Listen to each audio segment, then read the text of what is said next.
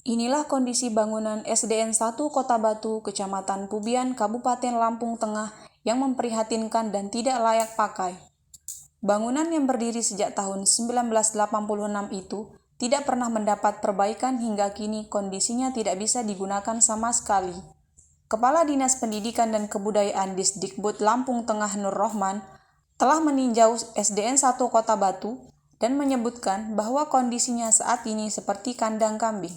Nur Rohman berjanji dalam waktu dekat pihaknya akan melakukan renovasi berat di SD yang masuk wilayah tanggung jawabnya itu. Sementara PLT Kepala Sekolah SDN 1 Kota Batu Siswanto mengatakan, saat ini mereka menggunakan gudang sebagai ruangan guru, 2 ruangan perpustakaan, dan 1 gudang sebagai ruang kelas.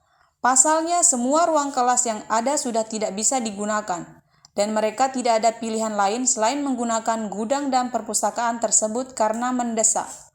Dia pun berharap agar bangunan SDN 1 Kota Batu dapat diperbaiki sesegera mungkin setelah dikunjungi Disdikbud Lampung Tengah. Ini bangunan memang, apalagi saya tadi cek bahwa ini bangunan tahun 1986. Sudah sangat-sangat tidak layak dan bisa dikatakan ini sudah kayak kandang, bukan hanya kandang kambing ini, dan harus direhab. Dan insya Allah saya tadi udah komunikasi dengan kebetulan ini PPK-nya juga. Insya Allah ini menjadi prioritas ya Pak Kabir. Sekaligus beliau adalah Kepala Bidang Pendidikan Dasar. Insya Allah nanti akan kita jadikan prioritas pembangunan di tahun 2025 ini. Saya harus pastikan ini 3 ruangan sudah harus pasti, ini 3 ruangan harus kita lakukan rehab berat. Mulai rehab berat itu mulai atap sampai di mungkin bawah itu nanti harus kita lakukan. Kalau kemudian nanti ada tambahan mungkin insya Allah yang di luar ruang guru yang ternyata ruang guru, ruang kantor itu selama ini pakai ruang kelas. Bukan gudang malahan. Oh ya, insya Allah ya. Kalau seperti itu, saya ini juga guru. Kalau ngelihat kayak gini ya ngenes. Ruangan ini sangat penting. Dengan adanya ruangan yang sangat kondusif, ya kami bisa melaksanakan tugas dengan efektif ataupun kondusif. Karena selama ini kami sangat terkendala dengan tidak adanya ruangan yang bisa digunakan. Bahkan dari kantor yang untuk administrasi kita bersama sebagai Dewan Guru, banyak kendala kami alihkan ke gudang, dan yang 3 ruangan ini, yang 1 kami alihkan ke perpustakaan SD, yang kelas 2 kami alihkan ke ruangan perpustakaan SMP, karena kebetulan SMP itu satu atap dengan SD 1 Kota Batu. Kemudian yang satunya kami alihkan ke gudang juga di SMP untuk melaksanakan kegiatan belajar mengajar. Kerusakan gedung yang sangat fatal ada 3, ruangan 1, 2, dan 3. Dan yang satunya itu ruangan kantor, itu roboh atap, ya bisa kita saksikan bersama kan, banyak memang fakta emang roboh atap. Sebab dari robohnya atap itu karena sudah lama gedung, sampai sekarang yang kelas 1, 2, dan 3 itu belum ada perehaban.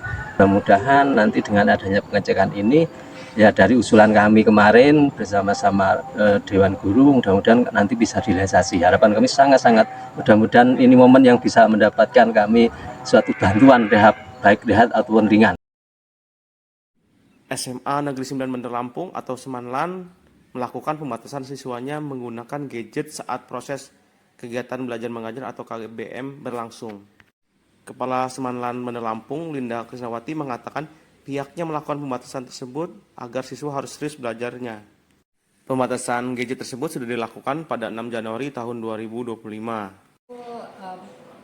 Pembatasan penggunaan gadget di SMA 9 ini kami mulai berlakukan itu pada tanggal 6 Januari 2025. Walaupun wacananya itu sebenarnya sudah lama, Mas. Tapi karena begitu banyak pertimbangan, akhirnya baru kami laksanakan pada tanggal 6 Januari ini. Gitu kan. Alhamdulillah setelah kami mengumpulkan HP anak-anak dalam proses pembelajaran itu, banyak hal yang positif yang kami lihat gitu kan, di antaranya anak-anak lebih fokus belajar, itu yang pertama. Kemudian anak-anak lebih bisa bersosialisasi, berinteraksi dengan teman-temannya.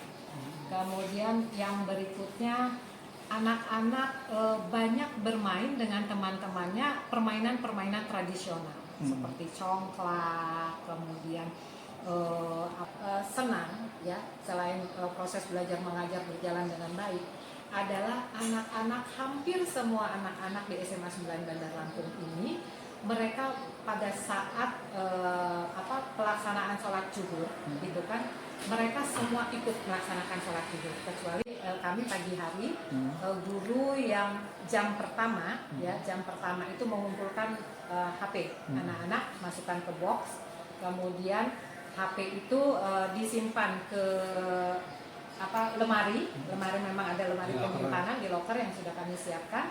Nah, nanti HP itu akan dikembalikan ke siswa pada jam terakhir. Jadi guru yang mengajar jam terakhir mengambil lagi HP-nya di loker, mengajar seperti biasa, selesai mau pulang anak-anak baru HP-nya dibagikan. Itu sama sekolah? Tidak. Nah, ketika memang ada guru yang membutuhkan penggunaan HP pada saat proses belajar mengajar diizinkan, tetapi guru tersebut harus meminta izin. Dan kemudian kalau ada orang tua siswa yang memang mereka butuh komunikasi dengan anaknya, maka mereka bisa, orang tua siswa itu bisa menghubungi wali kelasnya atau guru piket atau kontak person. Kontak person itu kita sudah kita berikan tempat call center gitu.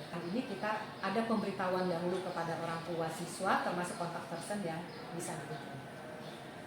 Yang tadinya sebelumnya 15 menit sebelum proses belajar mengajar dimulai, tetapi karena adanya arahan dari Pak Menteri Pendidikan Dasar Menengah bahwa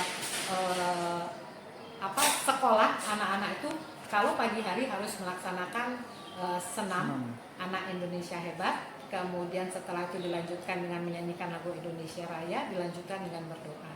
Sehingga kalau Lampung Mengaji kami tetap posisinya di pagi hari, jam pelajaran anak-anak mungkin akan berkurang, sehingga kami pindah ke 15 menit sebelum sholat zuhur.